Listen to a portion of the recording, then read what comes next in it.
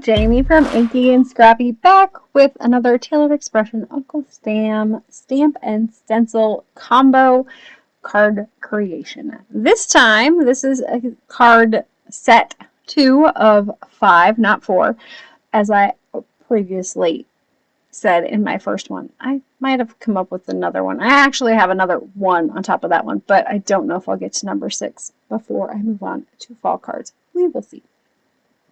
Anyways, so I was thinking about this one, and I was like, you know, because it's kind of a cute Uncle Sam set, but I'm like, what else can I use it for? Because to me, it's a one and done. Like, you're going to use it for 4th of July. Maybe you could use it for Veterans Day or Memorial Day, but I was like, it's really just a 4th of July stamp set. So I was thinking, and I'm like, where's the top hat? So yes. That's how I'm ending up with a lot more than what I have, right? An old guy, or an older looking guy in a top hat. Well, for this one, I was like, well, top hat. So I thought of a leprechaun is green, and then of course his hair is going to be orange, because that's traditionally how you would think of a leprechaun. So I pulled out my Close to My Heart inks again. I just grabbed some random green ones. I think I ended up with, I think this one is Pine Needles. I'm pretty sure these are retired colors. You know, I have what I have. Topiary or something like that for my medium tone green here. And then my lighter green was, I want to say Citrus Leaf, which is a lighter yellow green shade, or that brighter green citrusy color. So for this one, I was kind of trying to do a little bit of masking. I had kind of cut out a mask with the coordinating die that comes with this stamp stencil combo. And so I was trying to give it some plaid and some other, it wasn't going very good. I just went back to the others. So I did add some color on color layering stamps here. And again, with this one, like my last one, my stamping was not spot on. I, still was frustrated with my stamping abilities. Now, for this one, I'm bringing in 2 different shades of orange. I don't remember. I want to say one is probably Autumn Terracotta, and the other one is a yellower, a lighter orange. So whatever the next step down from Autumn Terracotta was. Maybe I'll show it, maybe I won't. I don't remember for sure. So I did kind of keep these fairly simple. I did the same with my skin tones as I did in the other one. So that Cashmere, Champaign, and Parchment for my skin tone shades there. And then I'm bringing in the the stencil that is the combo with this one for my first panel. So I didn't actually show you stamping on both of them. I only showed you the stamping on the one because, well, it's a lot of stamping. It did take some time to do the stamping, but probably less time than coloring.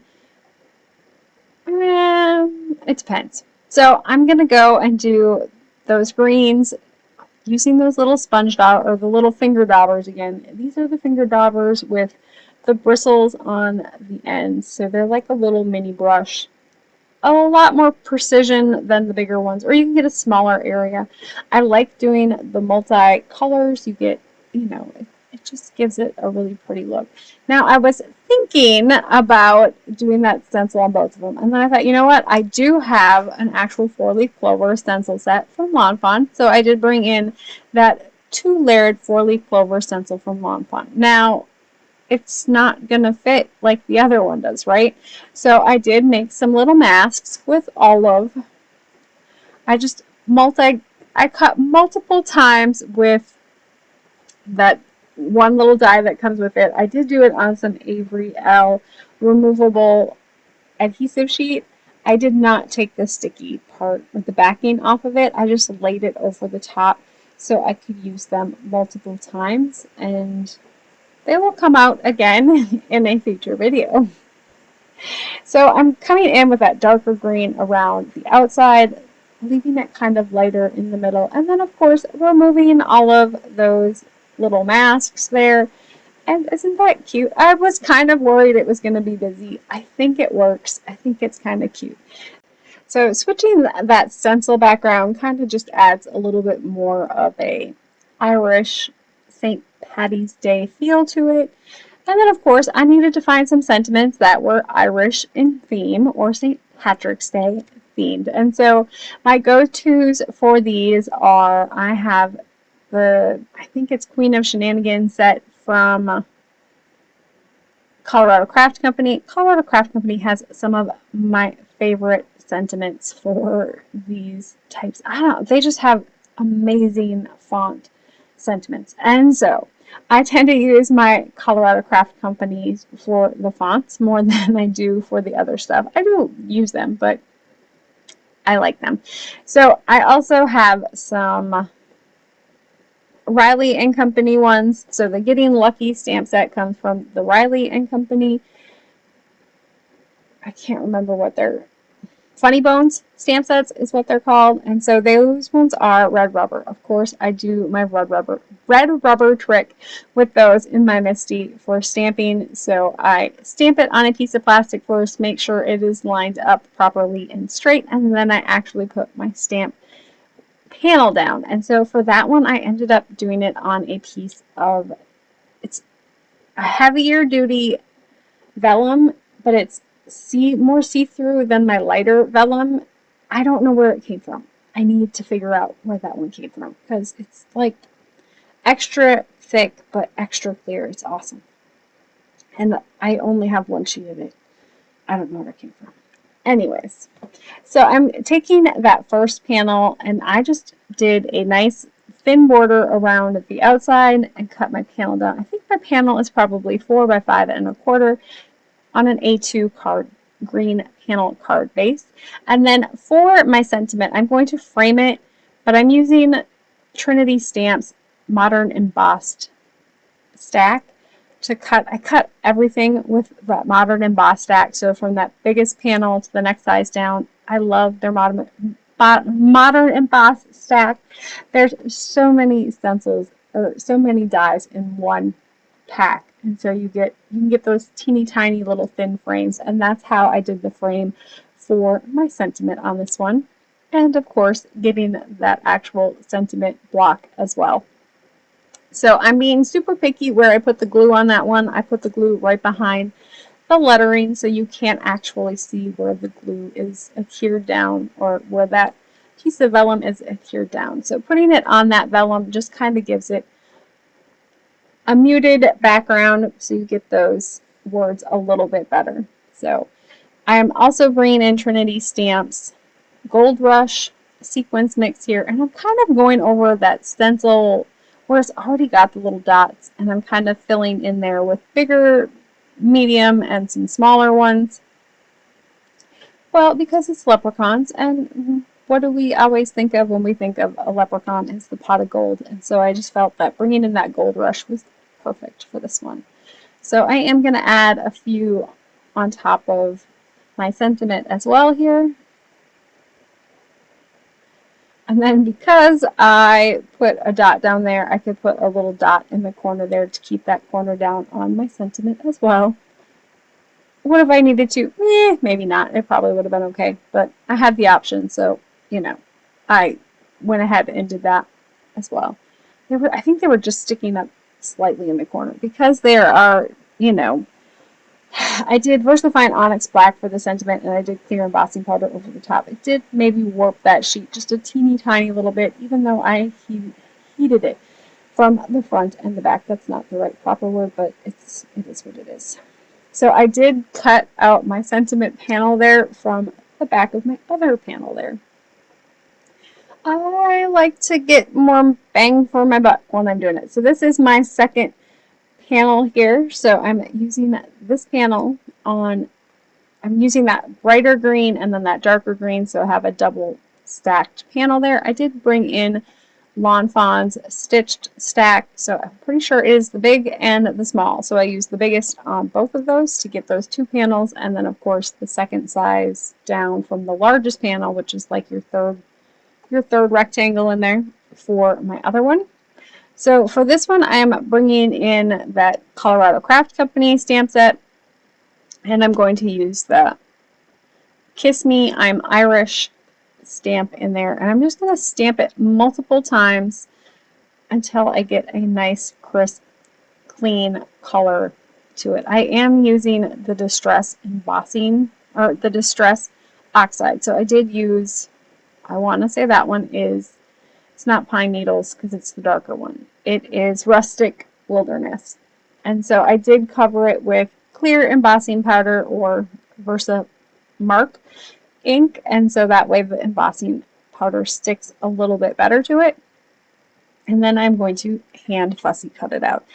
It's not a huge one to cut, so it wasn't a big deal to fussy cut it. I could have maybe ran it through the Brother Scan and Cut, but truthfully, by the time I get it over to the Brother Scan and Cut, the Scan and Cut started up, and it's just usually faster to cut a single thing like that out that isn't too difficult. So just trying to decide on placement here, and I went for the top. And then, of course, I am going to go in and add a few of those gems, or not gems, I guess sequences. The solid sequence. I like the solid sequences without the holes in them. So I'm going to add a few of those around that sentiment and keep that one fairly focused on that panel. So because I cut that panel down quite a bit, I had die cut 3 of the little characters out. Now this one was like really bad stamping on it, so I kind of cleaned it up a little bit. Now I think the die shifted on that one. I wasn't overly in awe with my layout on this one. Like this one I struggled with the most. It's probably because it was the cleanest of the 3, because the other ones had that beautiful background pattern paper that you create, and this one was just, I don't know. I don't even know if I liked this one when it was done. It was just one of those like, I don't know. Now that it's done, it's probably fine. I am using a bigger sentiment on this one, and this was kind of my plan for that one. So I am bringing in another one of those Funny Bones stamp sets, or sentiment stamps, so it is bigger. I am doing it on that clear adhesive, or clear packaging again, to make sure that it is lined up and it is straight. And then I'm going to come in with some Distress Oxide in, I think it's the citrus, Twisted Citron. And then I will stamp that multiple times to make sure it is nice and bright. And then I end up going, it just didn't stamp the greatest. I think it was my paper. I was using close to my heart cardstock, and it just, I don't know. It wasn't sticking the best. Does that make sense? It just didn't feel like it was sticking very good. So I cleaned off my stamp. I did bring in the VersaMark ink again so it would stick. And then I'm going to bring in some gold embossing powder here. I decided on the gold. I didn't have that limey green color embossing powder, and I was worried that the darker green was going to get lost on my green here. So I figured if this didn't work, I could just scrap it and start over, because, you know, it happens. So I was pleased with how that gold looked on top of that green. And then I will bring in some score tape here to adhere my panel down to my bright green cardstock. I wanted to bring in that bright green because, of course, the hat on this one is definitely bright green for these little guys. And then I will add glue, of course. It gives me a little bit of wiggle room to switch it around if I need to. I did do the panel on the adhesive just because it is definitely warped from all of the heat embossing on that one. And then because I'm keeping this one super simple, I am going to bring in some foam adhesive for my little leprechaun. And then I could not bring myself to put the one that was die cut funny onto the front of my card. So I end up just popping in that other cute one inside on the inside, and then I will add a sentiment to it later on when I know what I'm going to do with it. So they're leprechaun in theme, but technically they don't have to be for St. Patrick's Day. And some 3 of, different take on the Uncle Sam stamp and die combo, or stamp, stencil, and die combo from Tailored Expressions. I hope to see you for the next one. Have an amazing day. Bye!